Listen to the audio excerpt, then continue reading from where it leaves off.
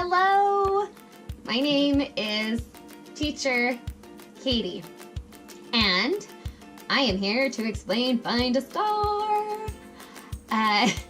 There's a lot of different ideas out there on how to use Find a Star, and this is what it is.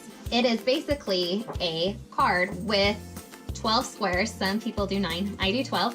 5 stars. It involves your secondary reward system and your primary, all in one. So you don't have to worry about when to do which one. It's all there. The kids are excited. They want to find the stars, unless they love Elsa, and then they want to find Elsa.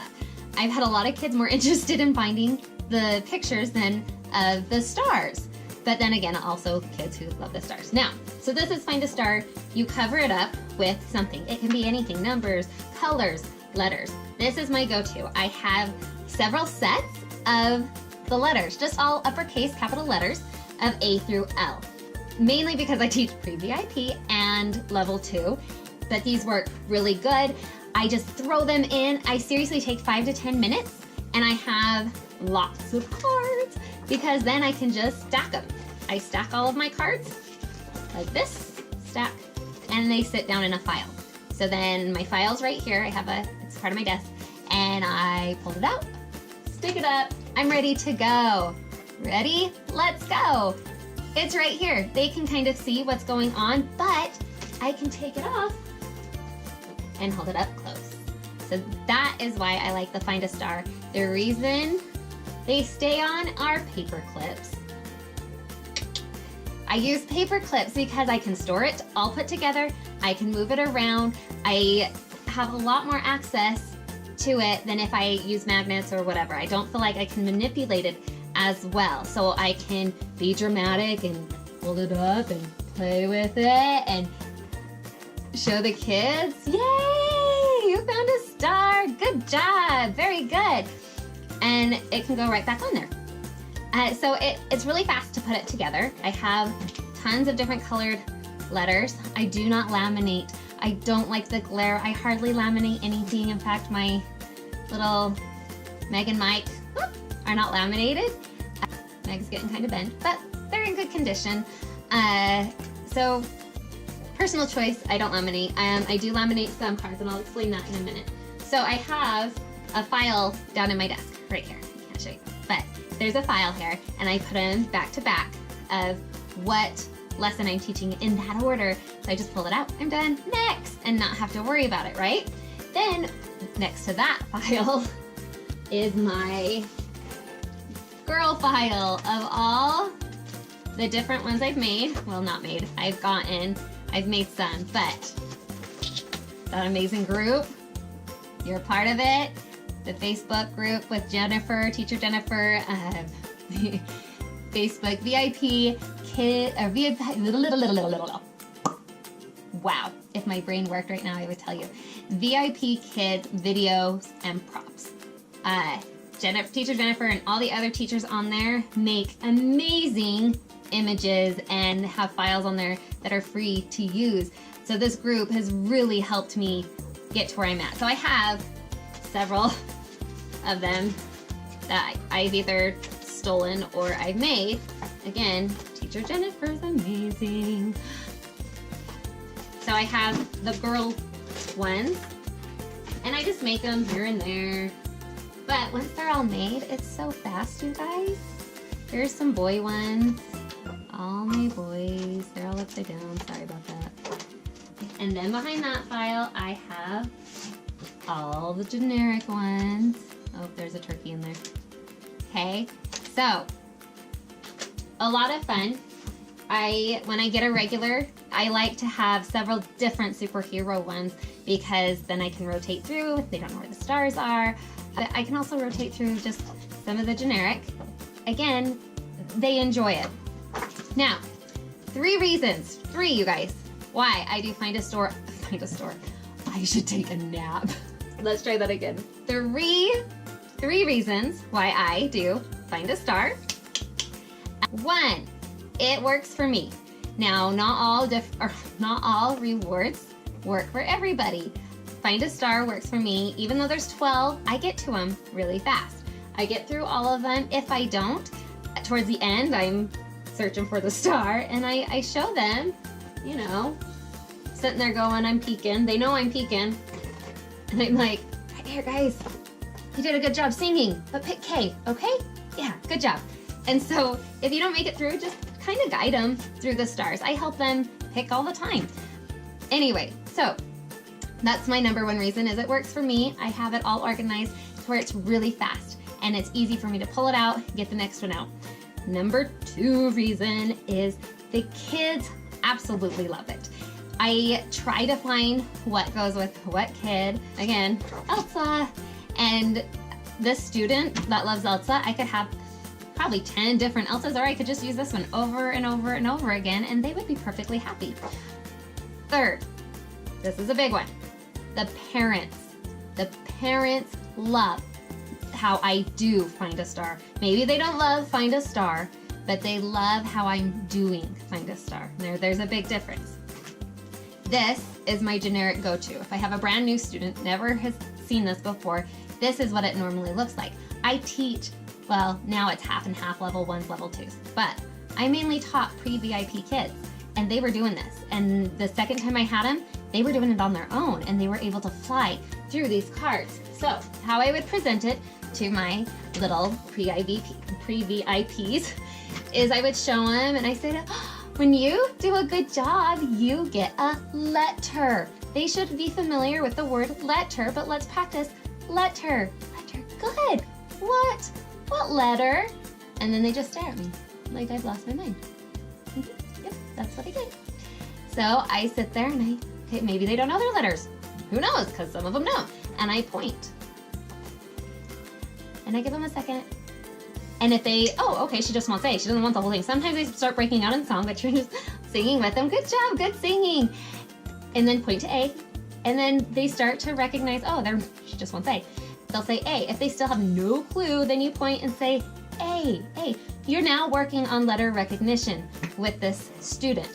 They catch on really fast. Now, if they spout off A, B, C, D, E, F, G, blah, blah, blah, they get through all those letters, here's what I do. I show them and I say, and they say A, the letter A. And I wait till they say the letter A, because those smart little cookies, if they know all these and recognize all these letters, they're capable of saying the letter A. So I just sit and wait. Say it again, the letter A. I push, push, push. I love the rewards, but I make them work for it. That every comment I've had, it has pretty much to do with the way I do the rewards, because we are constantly still in teaching.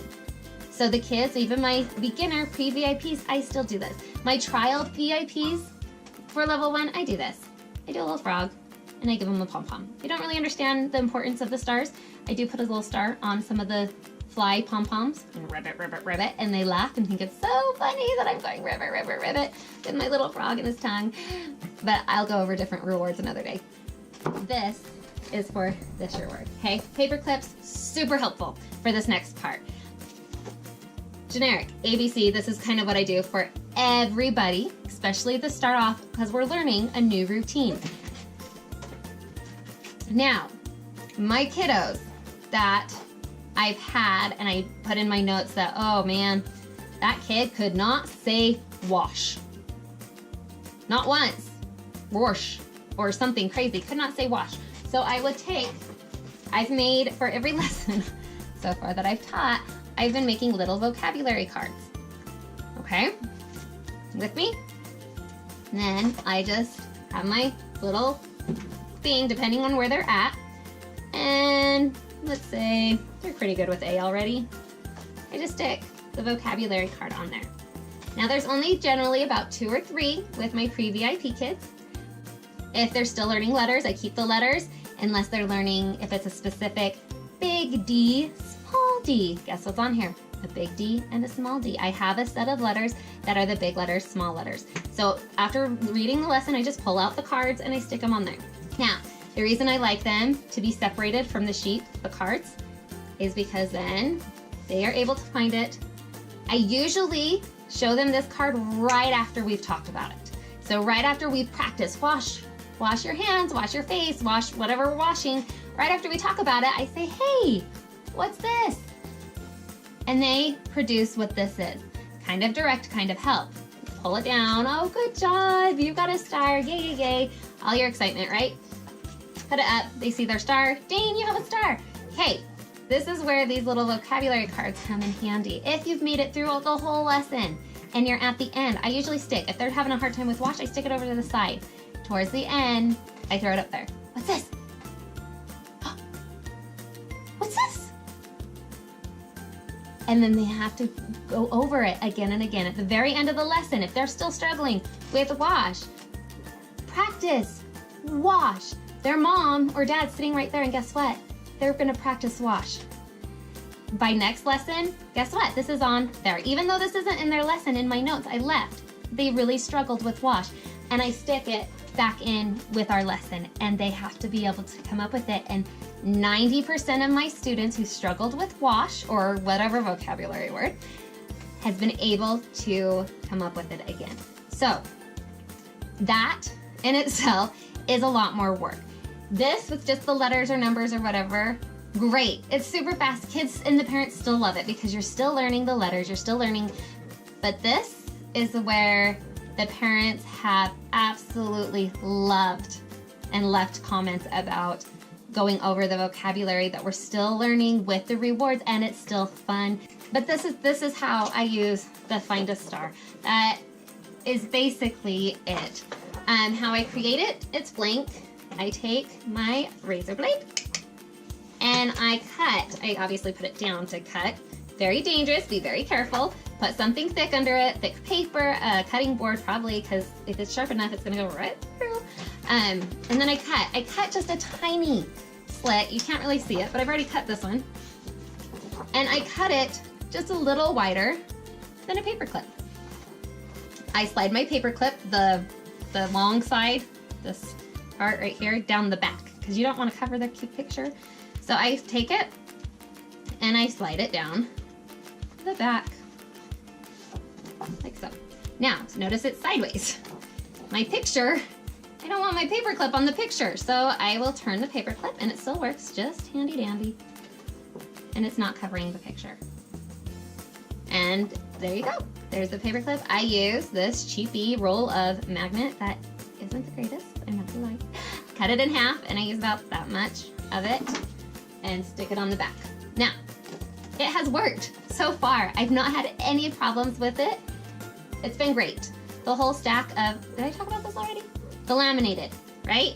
So these are my laminated cards. See how shiny they are? I don't like shiny, but I do use these. These have the letters, big and small letters, the whole alphabet. So I have a lot of them, but nothing is on the back.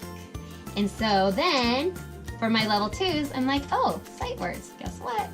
We're doing sight words today. Oh, little boy, he hurt my marker. Doesn't write so good anymore. Sight words, at, and I add that to just on there. And then they have all their sight words, their numbers, their review. All teaching, all review of everything, and they're perfectly capable. Don't ever think they're not capable. Even those little ones are very capable of doing this. 12 seems like a lot, I know, but it's not. It's really not. When you're going through, especially pre-VIP kids, you're afraid it's gonna be too much. I'm sorry, but when you get one of those kids that are just staring at you and you finally get them to say hi or hello, you're handing out these letters and cards like candy. You're like, yeah, take it, take it, take it. And then they're starting to go, oh, okay, if I say something, they give me something. So it works. I use it for all.